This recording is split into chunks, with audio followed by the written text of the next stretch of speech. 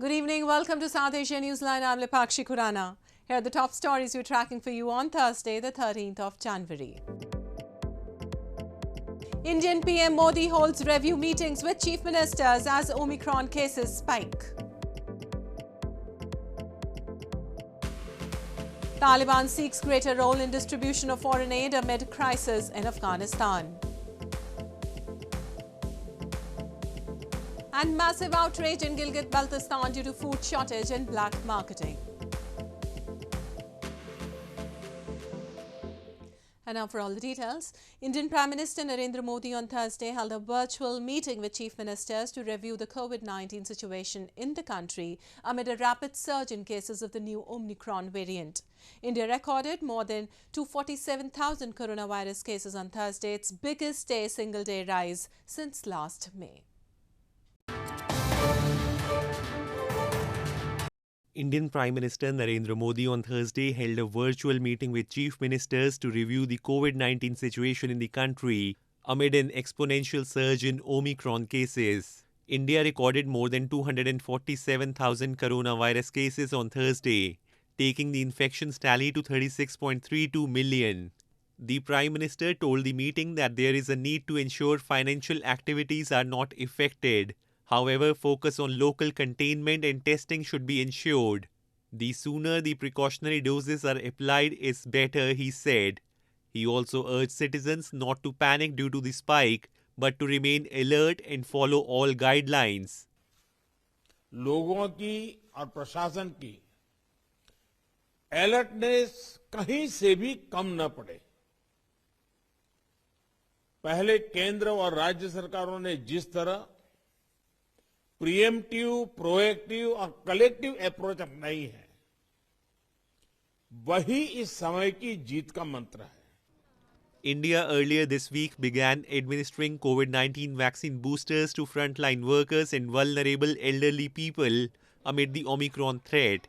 The Health Ministry has said only 5 to 10% of the infected have sought hospitalization, compared with 20 to 23% during the Delta-driven last wave that peaked in May. Britain and India formally launched free trade agreement talks in New Delhi on Thursday with the aim of wrapping up a deal by the end of the year that could boost annual bilateral trade by billions of pounds.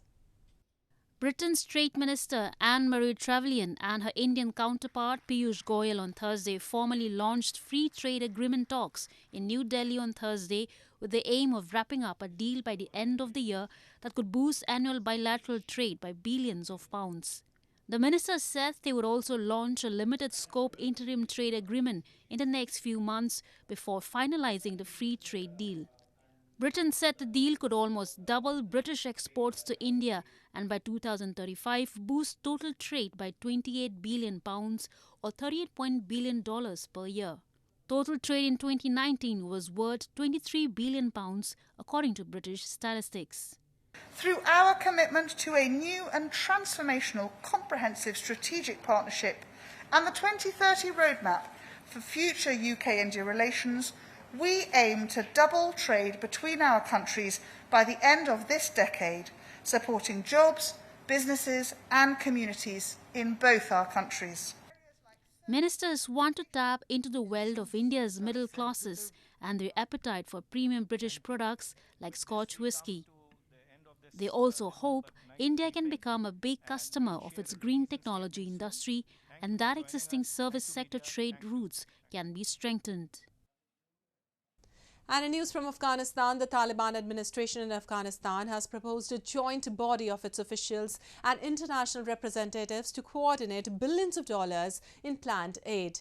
This comes as the United Nations this week asked donors for $4.4 billion for Afghanistan as the country faces an unfolding humanitarian crisis.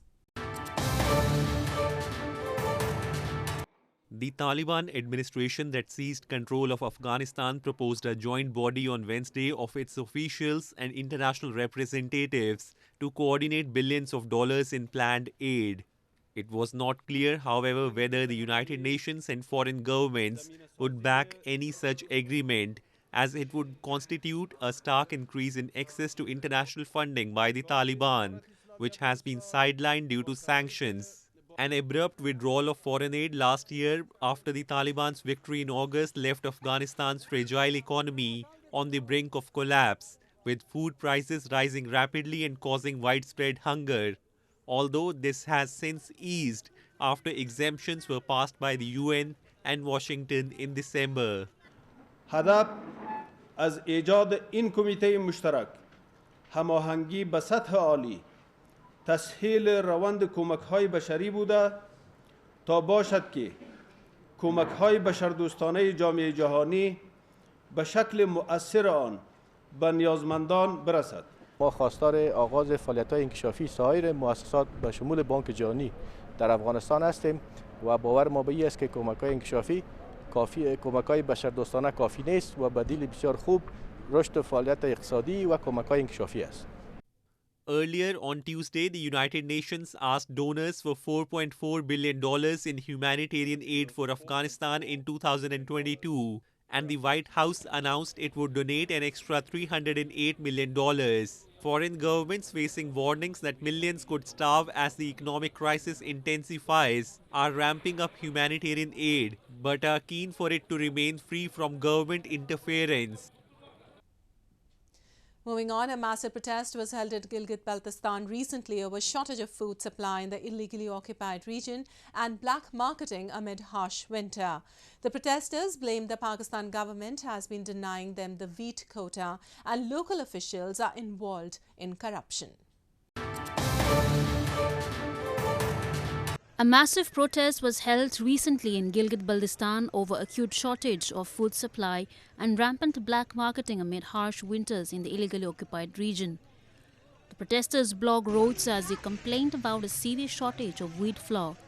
They blamed the Pakistan government for denying from the economic and social rights as they are forced to buy basic food items at higher prices amid rising inflation. They said that they will continue their agitation until the wheat quota is restored. नहीं मरी आज तहरीक इंसाफ के अंदर हुकूमत में गरीब मर रहे पिस रहे गरीब माए बहने खुदकुशियां कर रहे हैं आटे के लिए न मिलने की वजह से हमने 3300 रुपये पे आटा खरीदा है तो हमारा ये ऊपर बड़ा जुल्म है सर इस वक्त हमारे ये देखें सारा उम्मत की हालत तो रिक्वेस्ट है कि हमारा हक दिया जाए. Locals have long blamed that the Pakistani establishment has failed to provide even the basic necessities of life to the people of Gilgit Baltistan. They accuse Islamabad has kept the region backward and underdeveloped for the past 70 years of its illegal occupation. And moving on to news from Nepal, as the Nepal government has made COVID vaccination mandatory to access public services from January 17th, people have started forming long serpentine queues at hospitals to get vaccinated as soon as possible.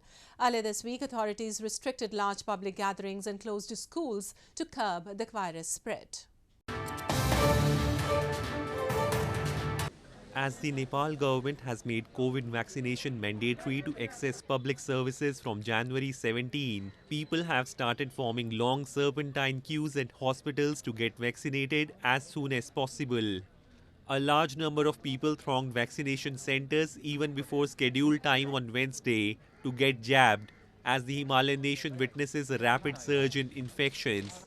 As of Thursday, 11.3 million people or 37.3% of the population had been fully vaccinated in the country, reports suggested. 7 गतेदेखि सार्वजनिक स्थानमा उपस्थिति अथवा कामकाज गर्नका लागि vaccine card अनिवार्य भनेको हुनाले पनि अब पहिला लगाएको भ्याक्सिन कार्ड हराएका हुन सक्छन् मान्छेहरूले र अहिले फेरि त्यो भ्याक्सिन कार्डको पर्पजको लागि चाहिँ यो यसरी हैन म अनि त्यसपछि कोरोनाबाट रिकभर भएर बसेको त्यो टाइममा कोरोना हुने बित्तिकै त फेरि भ्याक्सिन लाउन पाइएन नि त हैन अनि त्यो कारणले गर्दाखेरि केही टाइम अब मेरो ग्याप भयो अब अहिले चाहिँ अब यो मेरो कामको प्रकृतिको कारणले गर्दाखेरि पनि अब चाहिँ भ्याक्सिन नलगाइकन नहुने भएको कारणले अनि अहिले चाहिँ मैले भ्याक्सिन लगाउन लागेको.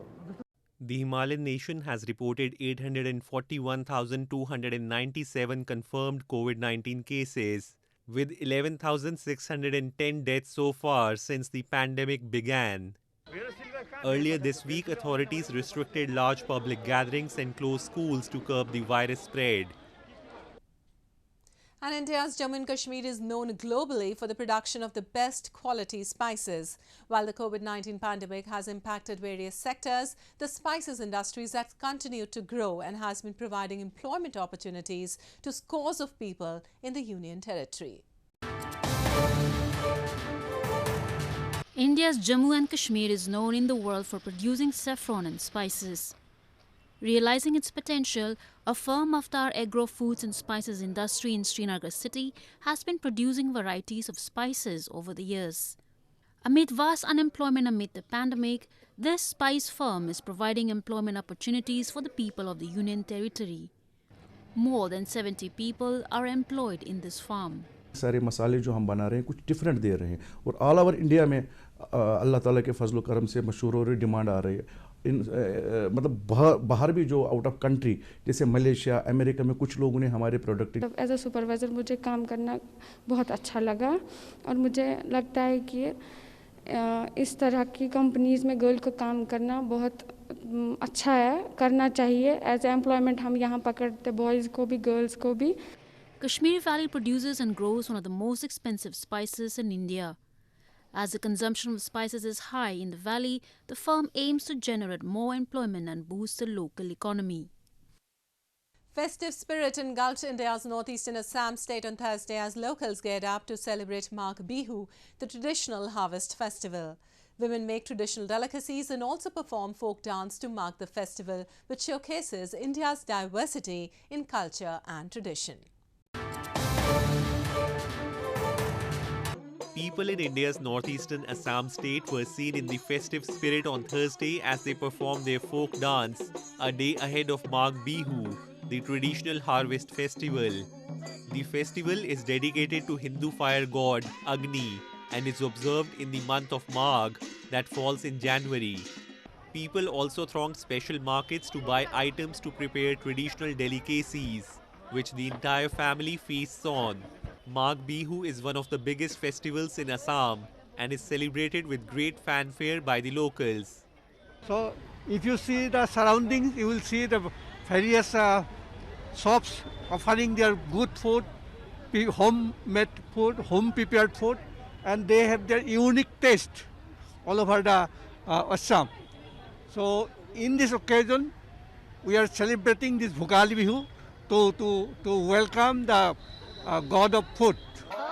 In the morning of Bihu, people burn meji, a tall structure of straw and bamboo, and also pray in front of it. Magh Bihu is one of those festivals that showcase India's diversity in culture and tradition.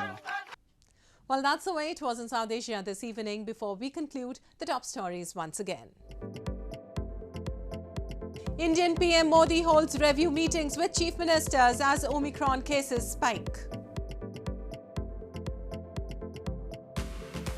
Taliban seeks greater role in distribution of foreign aid amid crisis in Afghanistan. And massive outrage in Gilgit Baltistan due to food shortage and black marketing. Now our viewers can watch the show on SouthAsiaNewsline.com. You can also visit us on Facebook.com/SAsiaNewsline and follow us on Twitter @SAsiaNewsline. That's all in tonight's edition. We'll see you same time tomorrow. Good night.